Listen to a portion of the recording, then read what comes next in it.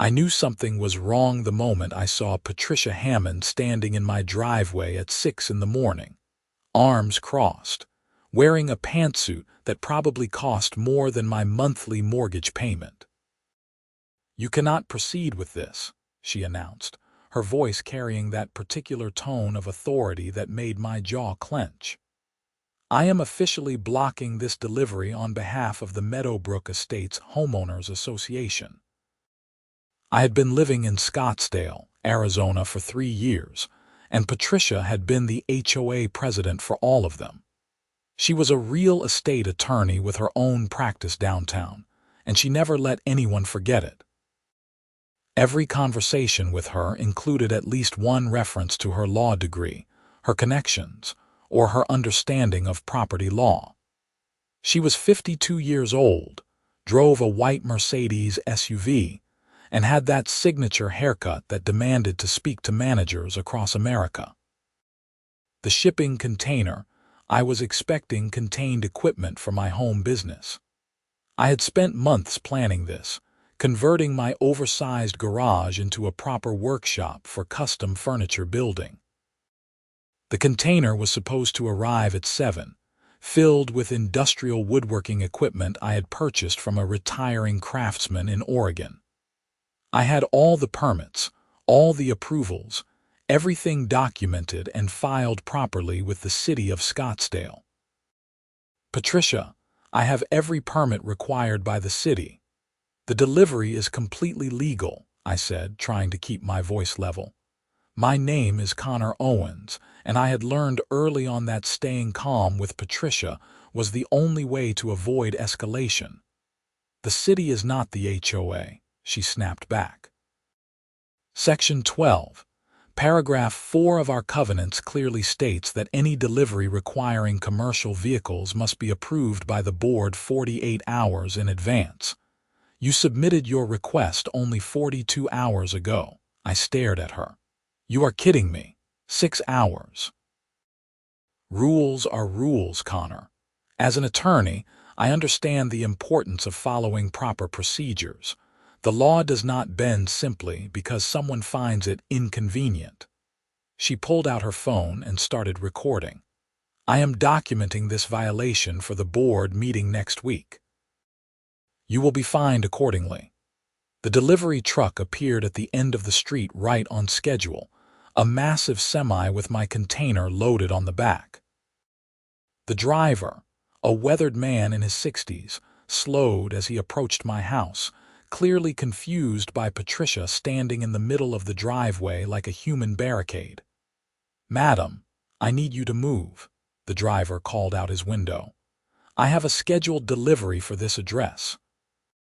"This delivery is not authorized," Patricia declared, stepping forward and actually placing her hand on the hood of the truck as it came to a complete stop. "I am the president of this HOA and a licensed attorney in the state of Arizona. If you proceed with this delivery, you will be trespassing on private community property." The driver looked at me with an expression that said he had seen this exact scenario play out 100 times before. "Sir, is this your property?" "Yes, and I have all the permits." "She has no legal authority to stop this delivery." Patricia's face flushed red. "I absolutely do have authority. This is HOA property, and every driveway in this community falls under our jurisdiction. Driver, if you proceed, I will call the police and have you arrested for trespassing. I will also sue your company for violating our community covenants." The driver sighed and picked up his radio. I could hear him talking to his dispatcher, explaining the situation. This was exactly what Patricia wanted. The longer she delayed this, the more likely the delivery company would reschedule, which would cost me additional fees and set my business plans back by weeks. "Patricia, you are being completely unreasonable," I said. "The 6-hour difference is meaningless. This is pure harassment." "Harassment." Her voice went up an octave.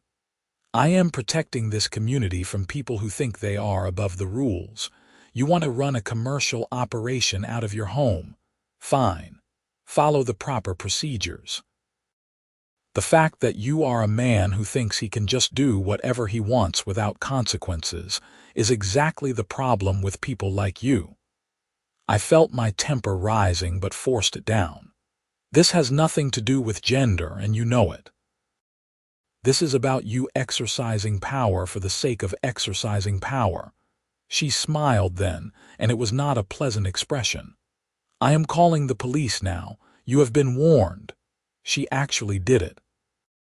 She dialed 911 while standing in my driveway and reported that a commercial vehicle was trespassing on private property and that the homeowner was threatening her. I could not believe what I was hearing. She was flat out lying to the police. "Yes, officer, I feel threatened," she said into the phone, her voice suddenly shaky and frightened in a way that was completely manufactured. "He has been yelling at me and the truck driver is refusing to leave.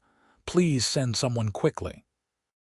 The driver shook his head and radioed his dispatcher again. "Yeah, we got a problem here. Local HOA is calling the cops. I am going to need guidance on how to proceed." I pulled out my own phone and started recording. If Patricia was going to play games, I needed documentation of my own. "Patricia, you just lied to the police. I have not threatened you in any way." "I feel threatened," she countered, staring directly into my camera. "That is my right as a woman in this situation. You are being aggressive and hostile." 2 Scottsdale police cruisers arrived within 10 minutes, which was faster than I expected. 2 officers stepped out, both looking like they would rather be anywhere else. The older one, whose nameplate read Officer Martinez, approached with his hands relaxed at his sides. "Okay, folks, what seems to be the problem here?" Patricia immediately launched into her story, explaining that she was the HOA president, that I had violated community rules, and that she was simply trying to enforce the covenants that everyone had agreed to when they purchased their homes. She made it sound completely reasonable, painting herself as a volunteer just trying to do her job. Officer Martinez then turned to me. "Sir, what is your side?" I showed him my permits, the city approvals, and the timeline of my HOA request submission. "I submitted everything 42 hours before the delivery. She is blocking it because it was not 48 hours, 6 hours difference. That is it." The officer looked at the paperwork, then at Patricia. "Madam, he has city permits. The HOA cannot override city permits." "The HOA has the right to enforce its own rules," Patricia insisted. "The covenants are legally binding. I should know. I am an attorney. I practice real estate law." Officer Martinez's expression tightened slightly. "Madam, the city permit supersedes HOA rules when it comes to scheduled deliveries. You need to move out of the driveway." "I will not. This is a violation of our community standards." The second officer, younger and clearly less patient, spoke up. "Madam, if you do not move, you will be obstructing a legal delivery. That is a crime." Patricia actually laughed. "Officer, I am an attorney. I know the law. You cannot arrest me for standing on HOA property enforcing community rules. If you try, I will sue both of you personally and your department. I have connections throughout the Scottsdale legal community." That was the moment I saw both officers' expressions change. The threat of a lawsuit, combined with her condescending tone, had just shifted the entire dynamic. "Madam, I am giving you one final warning. Move out of the driveway or you will be placed under arrest for obstruction," Officer Martinez said, his voice now completely flat and professional. "This is outrageous. I am calling my attorney right now." Patricia pulled out her phone again, but she did not move from her position in front of the truck. "Madam, hands where I can see them," the younger officer said, stepping forward. Things escalated fast after that. Patricia refused to put her phone down, continuing to dial while backing away from the officers but still remaining in the driveway. She was yelling about her rights, about police overreach, about how she was going to have both officers fired.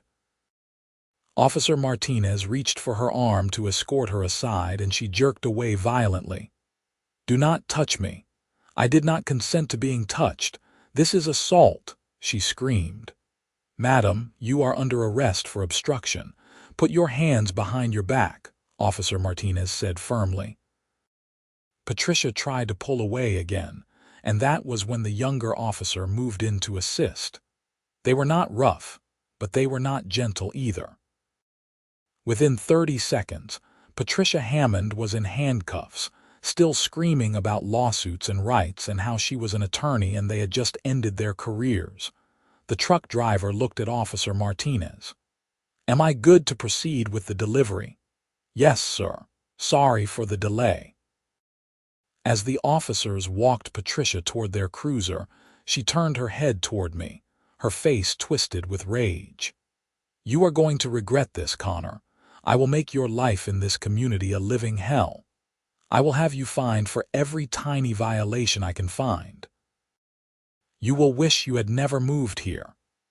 The officers placed her in the back of the cruiser, and I watched as they drove away, Patricia still visible through the rear window, apparently still yelling. The container delivery took about 90 minutes. The equipment was exactly as described, and the driver helped me verify everything was accounted for before having me sign off on the paperwork. My neighbors had come out to watch the spectacle, some looking concerned, others barely suppressing smiles. Patricia was not popular in Meadowbrook Estates. She had been fining people for minor violations for years, and I knew I was not the only one who had been on the receiving end of her power trips. My next-door neighbor, an older retired veteran named George, walked over as the truck pulled away. "Connor, that was something else." I thought Patricia was going to spontaneously combust. "I cannot believe she actually got arrested," I said, still processing what had just happened. "She pushed it too far, been doing it for years. Maybe this will finally teach her a lesson." George paused, though I doubt it. "People like Patricia do not learn lessons. They just get angrier." He was right to be pessimistic. 3 days later, I received a certified letter from the HOA. It was a notice of violation and fine, citing me for multiple infractions: unauthorized commercial delivery, failure to follow proper notification procedures, causing a public disturbance, and requiring police presence in the community. The total fines added up to $8,000. I immediately contacted a lawyer, a guy named Robert Chen who specialized in HOA disputes. His office was in downtown Scottsdale, a modest setup that made me feel like he was not going to charge me a fortune just for a consultation. "Let me see the letter," Robert said, scanning through the pages. He was in his early 40s, sharp-eyed, and had the kind of calm demeanor that suggested he had seen every HOA trick in the book. After reading through everything, he set the papers down and leaned back in his chair. "This is retaliatory and legally baseless. You had city permits which supersede HOA restrictions on deliveries. The public disturbance was caused by Patricia, not you, and the police presence was her doing. No judge would uphold these fines. So what do? You respond in writing, disputing every charge with documentation. I will draft the response. But Connor, I need to tell you something about Patricia Hammond." He pulled out a file from his desk drawer. "You are not her first victim. I have represented 3 other homeowners in Meadowbrook Estates over the past 2 years. She has a pattern of targeting people who do not back down to her immediately. She uses her position as HOA president and her legal credentials to intimidate people into compliance." "Can she actually do that? I mean, legally?" "No. But most people do not fight back because fighting an HOA is expensive and time-consuming. She knows this. She weaponizes the system. Robert paused. The arrest, though, that is new. I heard about it through the legal community. People are talking. What do you mean? Patricia is a member of the Arizona State Bar. Getting arrested is not automatically disqualifying, but it starts a process. If the charges stick, and especially if there is any finding of unethical conduct, the State Bar will investigate. Given her pattern of behavior, this could be serious for her. That got my attention. You think she could lose her license? Possibly. Attorneys are held to high ethical standards. Using her legal credentials to threaten police officers, filing frivolous HOA violations in retaliation, lying to police about feeling threatened when video evidence shows otherwise. That is all potentially actionable. Robert leaned forward. Connor, I need to ask you something. Do you want to just make this go away, or do you want to actually hold her accountable? I thought about it for a long moment. The easy path was to pay a lawyer to make the HOA fines disappear and move on with my life. But Patricia had been terrorizing people in my neighborhood for years. George had told me stories about a single mother she had fined into financial hardship for having toys visible in her yard. About an elderly couple she had harassed over the color of their mailbox until they just gave up and paid thousands in fines they could not afford. I want to hold her accountable, I said. Robert nodded. Then we are going to file a countersuit against both Patricia personally and the HOA for harassment, abuse of power, and intentional infliction of emotional distress. We are also going to file a formal complaint with the Arizona State Bar.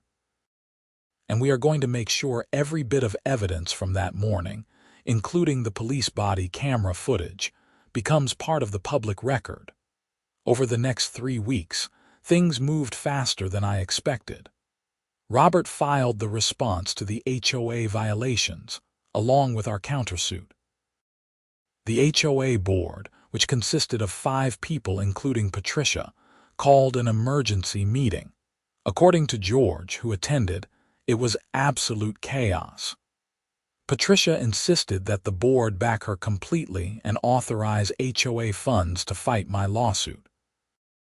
2 board members, apparently tired of her antics, voted against her. It was not enough to remove her as president, but it was enough to signal that her support was fracturing. The criminal case against Patricia moved forward. She was charged with obstruction of justice and filing a false police report. The police report charge came from her claim that she felt threatened, which the body camera footage clearly contradicted. Her arraignment was scheduled for mid-March at the Scottsdale City Court. I did not attend the arraignment, but Robert did, mostly out of professional curiosity. He called me afterward with an update. Patricia showed up with a defense attorney, Mark Sullivan. Good lawyer, expensive. She pled not guilty to both charges and demanded a jury trial. That seems risky, I said. It is. The body camera footage is damning, but Patricia does not seem to understand how bad this looks for her. She gave a statement to the press outside the courthouse claiming this was all a misunderstanding and that she was being persecuted for doing her job as HOA president. She talked to the press. Yeah. And she said, and I quote, "As an attorney myself, I know my rights were violated, and I will be filing complaints against the officers involved." She is doubling down. That seemed insane to me, but I was learning that Patricia existed in a reality where she was always right, and everyone else was always wrong. It was a dangerous combination of arrogance and actual legal knowledge. She knew just enough to be confident, but not enough to realize when she was destroying herself. The Arizona State Bar investigation began in early April. I knew about it because Robert received a call from an investigator asking for any documentation related to Patricia's conduct as HOA president. and any statements about her using her attorney credentials to intimidate or threaten people. Robert provided everything we had, plus contact information for the other homeowners he had represented in disputes with Patricia. Meanwhile, life in Meadowbrook Estates got weird. Patricia was still HOA president, but she was barely functional in the role. She missed 2 board meetings in a row. The other board members started making decisions without her. Fines and violations that would normally be issued weekly suddenly stopped. It was like the entire HOA enforcement apparatus had just shut down. My workshop was coming together beautifully. The woodworking equipment was set up, and I had started taking custom orders for furniture. The business was actually working, which made Patricia's attempt to block the delivery even more absurd in retrospect. She had tried to destroy my livelihood over a 6-hour technicality. In late April, I got a call from Robert. "The prosecutor wants to meet with you. They are building their case against Patricia and want your testimony about her behavior that morning." The meeting was at the Scottsdale City Prosecutor's Office, a modern building near the courthouse. The prosecutor, a sharp woman in her 30s named Deanna Foster, had the entire incident mapped out on a timeline. "Mr. Owens, I want to walk through exactly what happened that morning," she said, pulling out a legal pad. "Start from when you first saw Patricia Hammond in your driveway." I walked her through everything. Patricia's statements about blocking the delivery, her threats to the truck driver, her call to 911 where she lied about feeling threatened, her refusal to comply with police orders, and her final threats to me as she was being arrested. Deanna took notes carefully. "Did Patricia ever physically threaten you?" "No. She threatened legal action constantly, but never physical violence. But she did tell 911 that she felt threatened by you." "Yes, and I have it on video." I was standing on my own property, at least 15 feet away from her, speaking in a normal tone. There was no threat, implicit or explicit. Deanna nodded. "The body camera footage corroborates that. What about her statements about being an attorney? How many times did she mention that?" I had to think about it. At least 4 or 5 times. She told the truck driver she was an attorney. She told me she understood property law because she was an attorney. She told the officers she knew the law because she was an attorney. And she threatened to sue the officers and said she had connections in the legal community. That last part is important. Threatening police officers with lawsuits while they are attempting to enforce the law is a serious issue, especially when it comes from someone who is an officer of the court themselves. Deanna closed her notebook. "Mr. Owens, I am going to be honest with you. This case is solid. The evidence is overwhelming. But Patricia Hammond has hired expensive representation, and they are going to try to make this about HOA authority and civil disputes rather than criminal conduct. I need to know if you are prepared to testify in court if this goes to trial." "I am," I said without hesitation. The trial was scheduled for early June. In the meantime, the HOA situation reached a breaking point. At the May board meeting, which I attended along with about 30 other homeowners, a vote was held to recall Patricia as president. The meeting was contentious, with Patricia showing up to defend herself. "This is a witch hunt," she declared from the front of the room. "Connor Owens has been conducting a campaign to destroy my reputation because I enforced the rules he agreed to when he purchased his home. Everything I did was within my authority as president and as an attorney who understands property law." One of the other board members, a man named Tom Henderson, cut her off. "Patricia, you got arrested. You are facing criminal charges. The HOA is now facing a lawsuit because of your actions.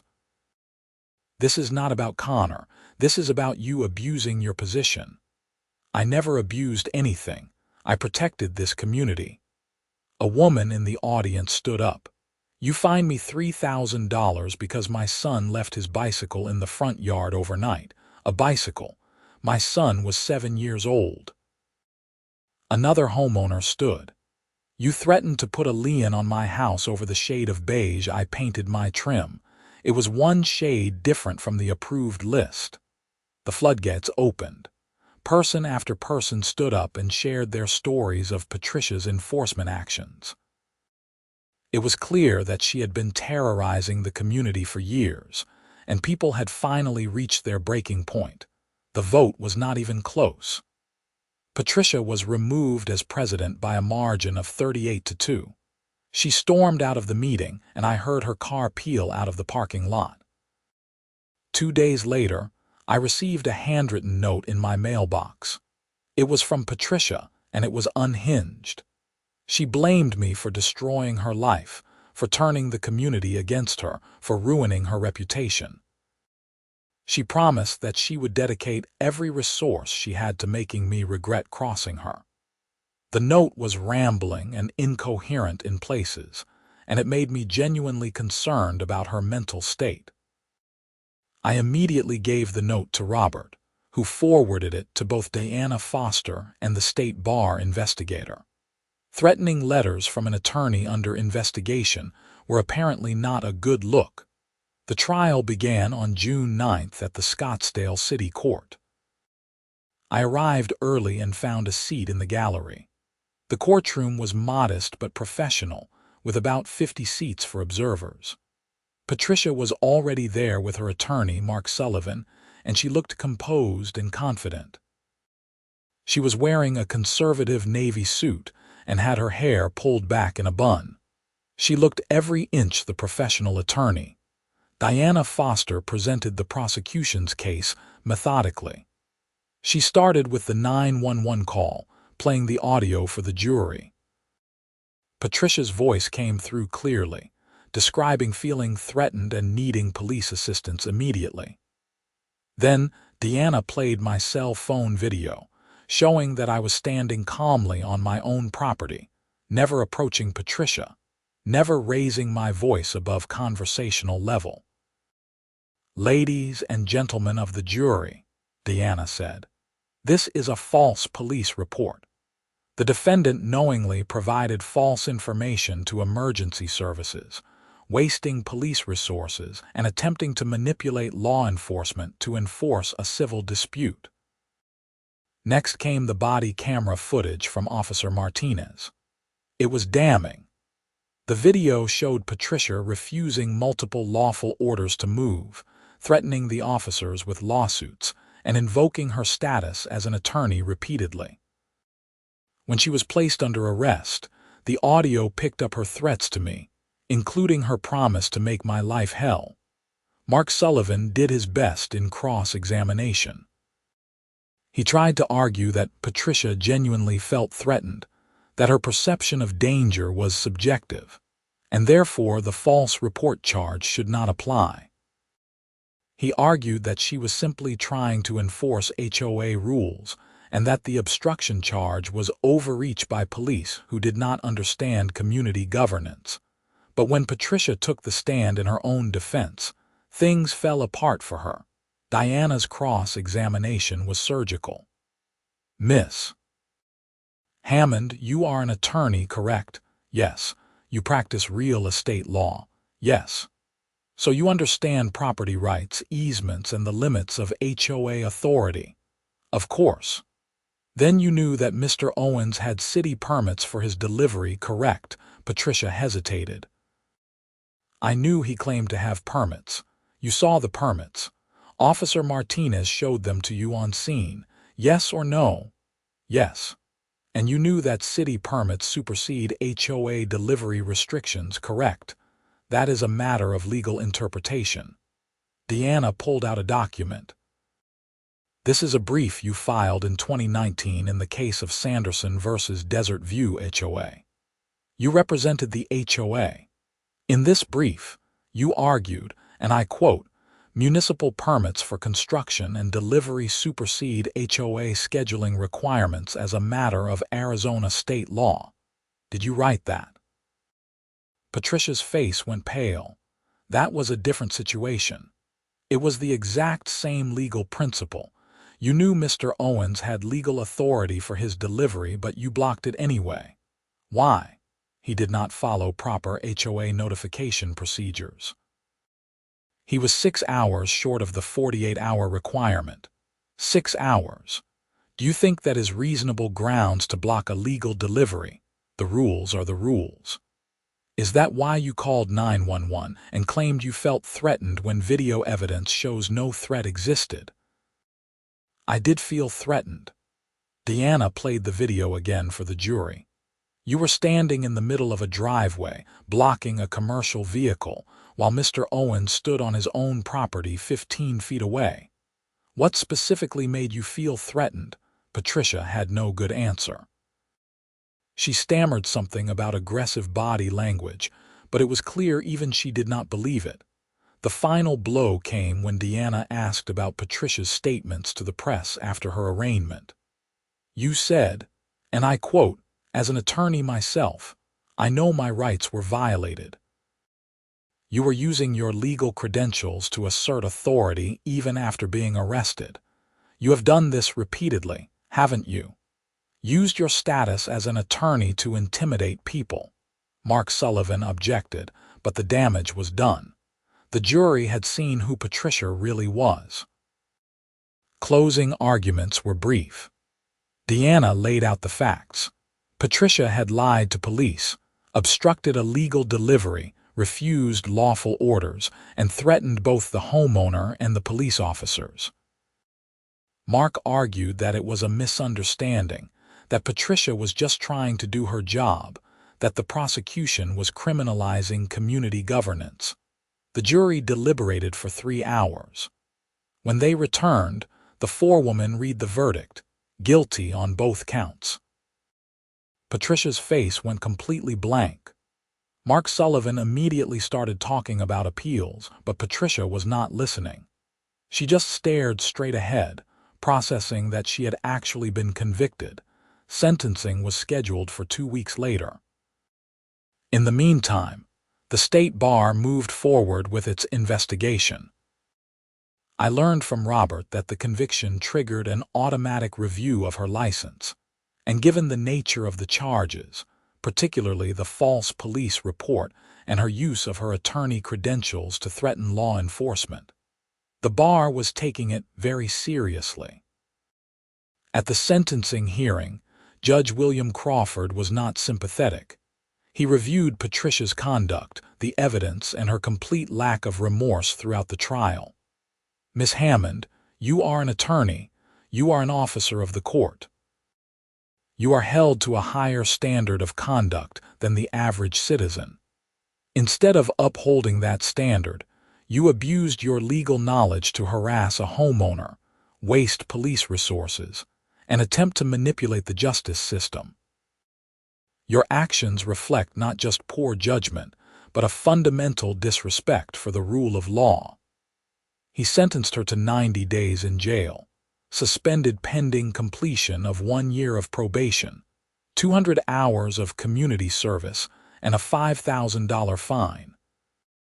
Additionally, she was ordered to have no contact with me and to resign from any HOA positions she still held. Patricia looked like she might actually pass out. The jail time was suspended, meaning she would not go to prison unless she violated probation, but the conviction itself was devastating for an attorney. The state bar hearing happened in August.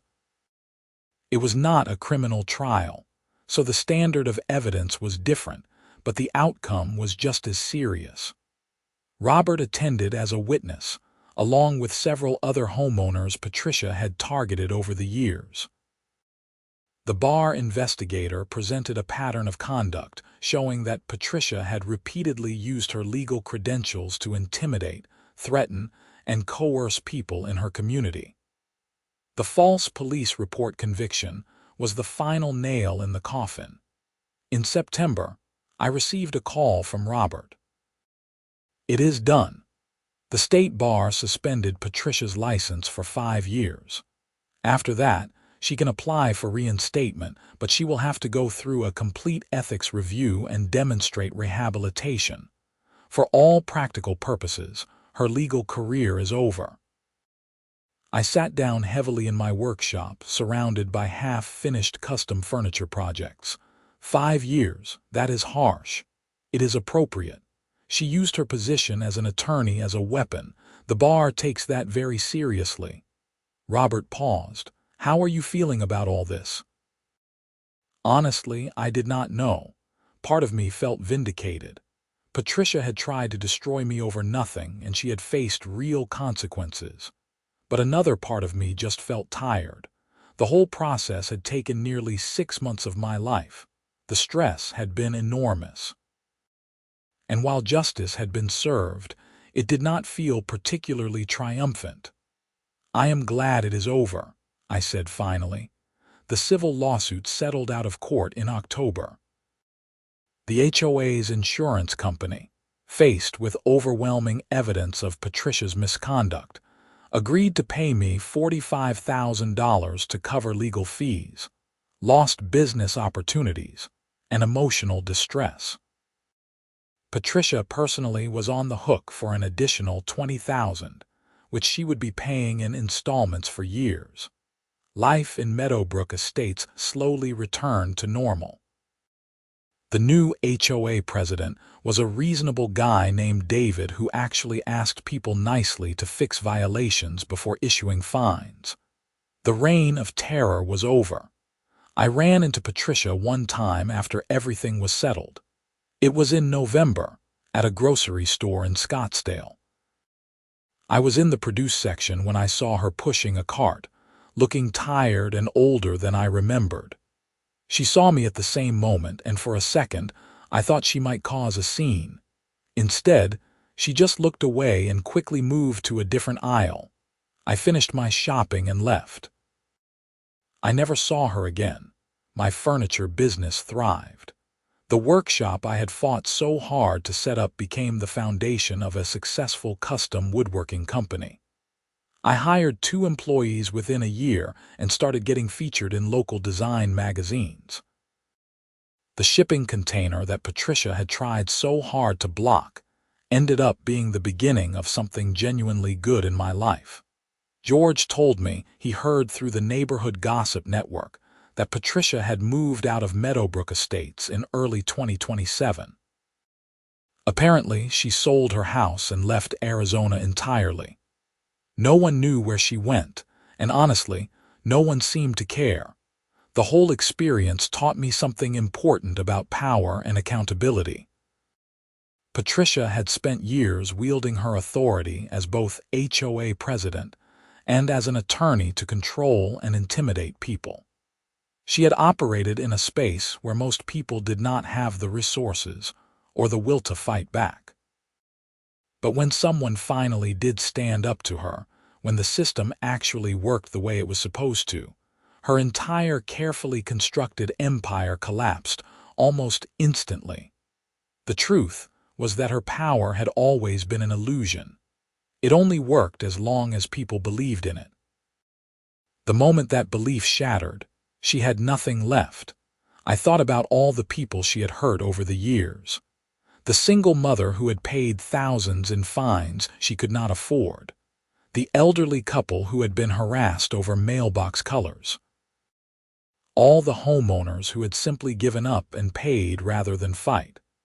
Patricia had never faced consequences for any of that because no one had pushed back hard enough, until she blocked my shipping container, until she lied to the police, until she threatened law enforcement officers while invoking her credentials as an attorney. That was the line, and she had crossed it completely. The criminal conviction and the loss of her law license were not just punishments. They were a message to every other petty tyrant hiding behind HOA rules or professional credentials. There were limits. There were consequences. And eventually, if you pushed far enough, the system would push back. My workshop became a place of creation rather than conflict. Every piece of furniture I built felt like a small victory over the person who had tried to prevent it from existing. Custom dining tables, handcrafted bookshelves, unique entertainment centers for clients all over the Southwest. The business I had envisioned was actually happening, and it was better than I had imagined. Sometimes clients would ask me about the name of my business, Owens Custom Woodworking, and whether there was a story behind it. I usually kept it simple, saying I had started it a few years back after moving to Arizona. But occasionally, if the client seemed genuinely interested, I would mention that the workshop almost never happened because of an HOA dispute. Most people would laugh and share their own HOA horror stories. It seemed like everyone had one, but mine always ended differently than theirs. Mine ended with actual accountability. The legal community in Scottsdale had apparently taken notice of the case. Robert told me that Patricia's suspension had sent shockwaves through the local bar association. Several attorneys who had been facing disciplinary actions for unrelated matters suddenly became much more cooperative with investigators. The message was clear. The state bar was serious about ethical enforcement. Diana Foster, the prosecutor, used the case as a teaching example in continuing legal education seminars about the intersection of HOA disputes and criminal law. Robert showed me a summary of one of her presentations, where she emphasized how civil disputes could cross into criminal territory when they involved false police reports or obstruction of legal activities. The homeowners in Meadowbrook Estates slowly regained trust in their HOA. The new board implemented reforms, including term limits for board members, mandatory training on Arizona HOA law, and a formal appeals process for violations. It was not perfect, but it was better. The culture of fear that Patricia had created was replaced by something resembling actual community governance. I attended a few HOA meetings in the year after everything settled, mostly to stay informed. The difference was stark. Discussions were civil. Disagreements were resolved through conversation rather than threats. People actually volunteered for positions rather than being strong-armed into them. It was what an HOA was supposed to be, rather than what Patricia had turned it into. My next-door neighbor George became something of a folk hero in the community for having witnessed the original confrontation. He would joke that he should have sold tickets to the show. But beneath the humor, he was genuinely relieved that Patricia was gone. He told me privately that she had been making his life miserable for years over minor infractions, and he had been considering moving just to escape her. The truck driver who had attempted the original delivery actually came back about a year later with another shipment for a different neighbor. He recognized my house and stopped by afterward to ask how everything had turned out. When I told him Patricia had been convicted and lost her law license, he actually laughed. "I have been driving for 38 years," he said. "I have dealt with probably 100 HOA situations. That was the first time I ever saw one end with handcuffs. Usually, the driver just leaves and the customer gets screwed with rescheduling fees." The fact that things had turned out differently felt important. It felt like maybe the system had actually worked for once. By late 2027, my business had grown to the point where I needed more space. I started looking at commercial properties outside the HOA-controlled area, places where I could expand without worrying about covenants or restrictions. The irony was not lost on me that Patricia's attempt to block my home workshop had ultimately pushed me toward building something even bigger. I found a space in an industrial area near Old Town Scottsdale, a 1,500 square foot unit with high ceilings and loading dock access. It was perfect for what I needed. I kept the home workshop for smaller projects and prototyping, but the new space became the primary production facility. Hiring employees brought new challenges, but good ones. Training people in traditional woodworking techniques, building a team culture, managing the business side of things. It was exhausting and exhilarating at the same time. One of my employees, a young guy fresh out of trade school named Marcus, asked me one day why I had gotten into woodworking in the first place. I realized I had never really articulated it, even to myself. "I like making things that last," I said. "Everything is disposable now. Furniture from big box stores falls apart in a few years. But if you build something right, with real materials and actual craftsmanship, it can last generations. That feels meaningful." Marcus nodded thoughtfully. "So that is why you fought the HOA, to protect something meaningful?" "I guess so." Though at the time, I was mostly just angry about being blocked for no good reason. Still worked out though. Yeah, it did. The financial settlement from the lawsuit had covered all my legal fees and then some. I used the extra money to invest in better equipment for the new workshop. A high-end table saw, a professional grade planer, a dust collection system that actually worked. Every purchase felt like a small revenge against Patricia's attempt to stop me. Robert and I stayed in touch professionally. He still specialized in HOA disputes, and occasionally he would refer clients to me if they were facing similar harassment situations. I would share my story, show them the documentation, and encourage them to fight back when it was warranted. Some did. Some did not. I understood both choices. One case Robert handled particularly stuck with me. An older couple in their 70s were being fined by their HOA for having a vegetable garden in their backyard. The HOA claimed it violated aesthetic standards. Robert fought it using some of the same legal strategies he had developed during my case, and he won. The couple got to keep their garden, and the HOA president who had been pushing the fines resigned under pressure. Small victories, but they added up. I thought about Patricia sometimes, usually when I was working late in the shop and my mind wandered. I wondered where she had ended up, what she was doing, whether she had learned anything from the experience.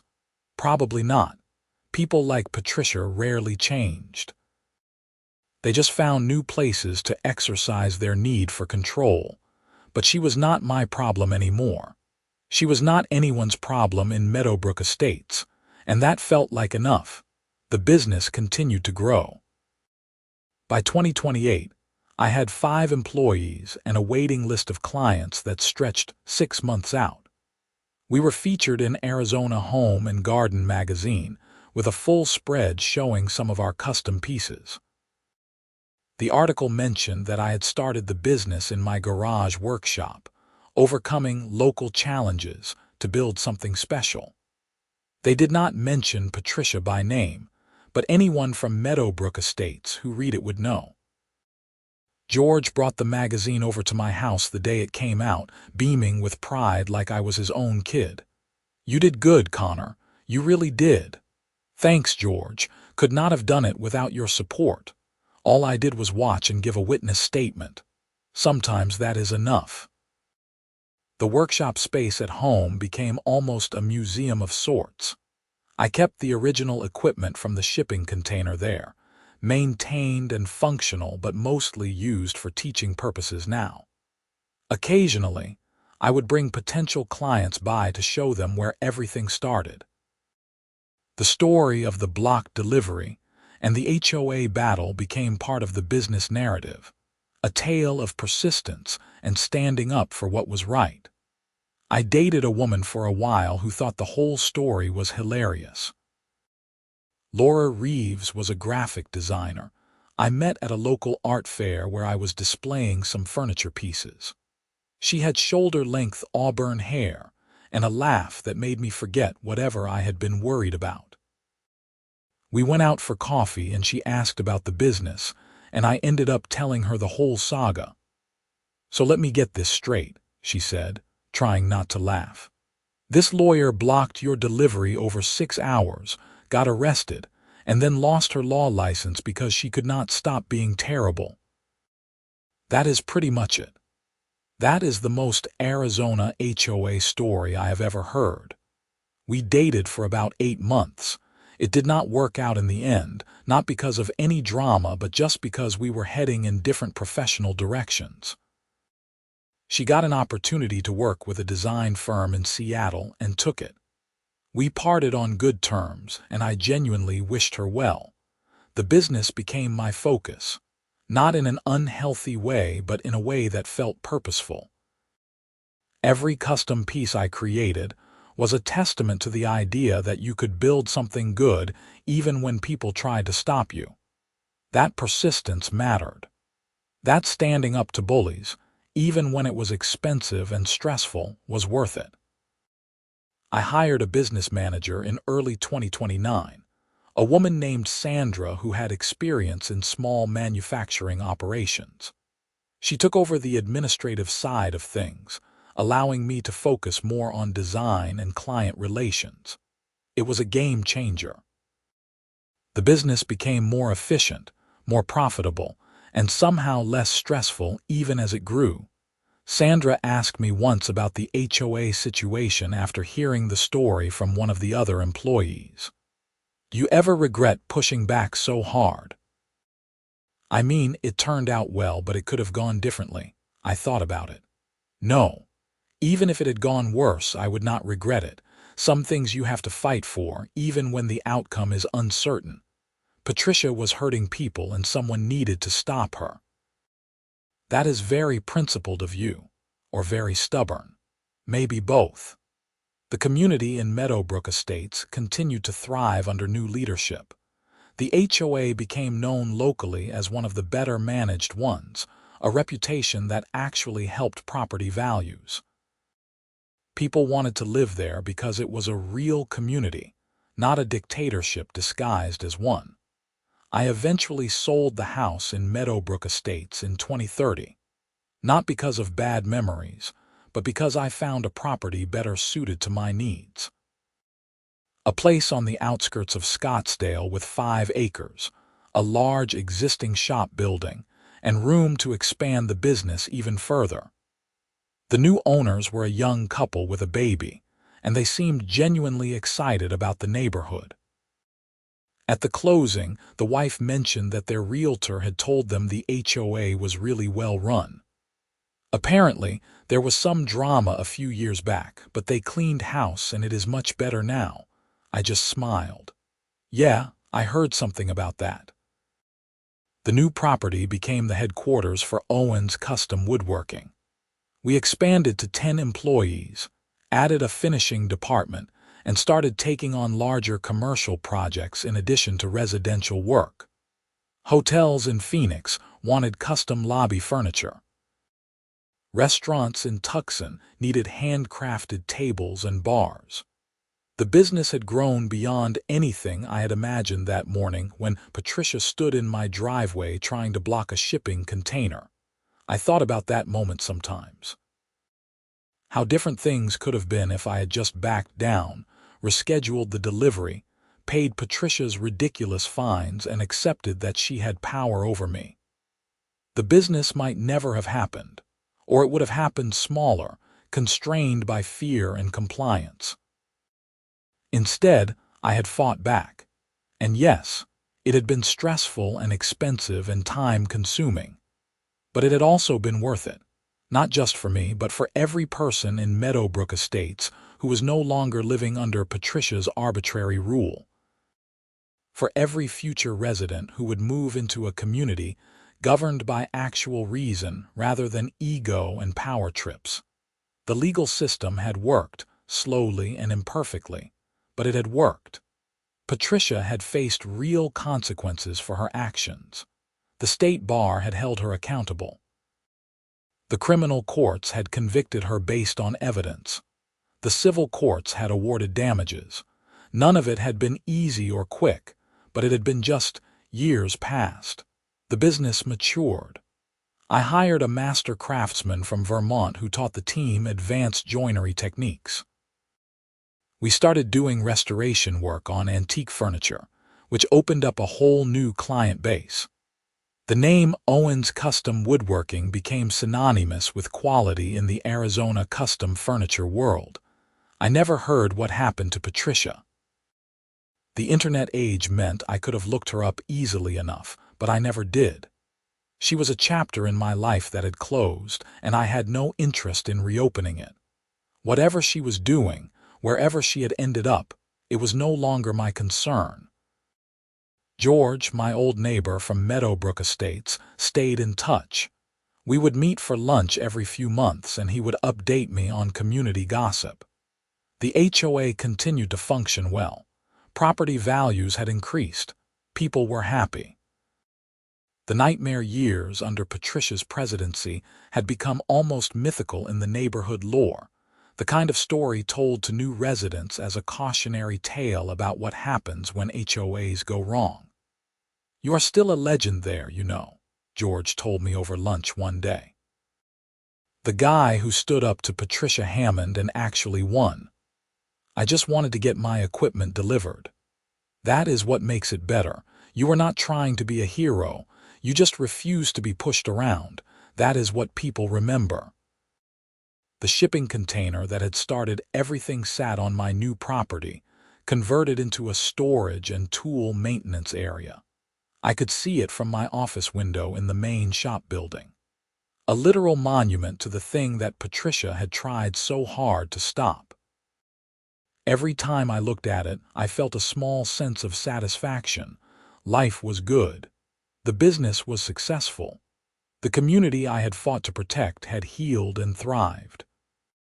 And Patricia Hammond, the HOA president and attorney who had thought her credentials made her untouchable, had learned the hardest possible way that actions have consequences, even for lawyers. Especially for lawyers, actually, because they were supposed to know better. The last I heard through the legal grapevine that Robert occasionally shared, Patricia's law license suspension had been extended beyond the original 5 years due to her failure to complete required ethics training. Her legal career was effectively over. The empire she had built on intimidation and abuse of authority had crumbled completely. I felt a measure of satisfaction in that, but also something else.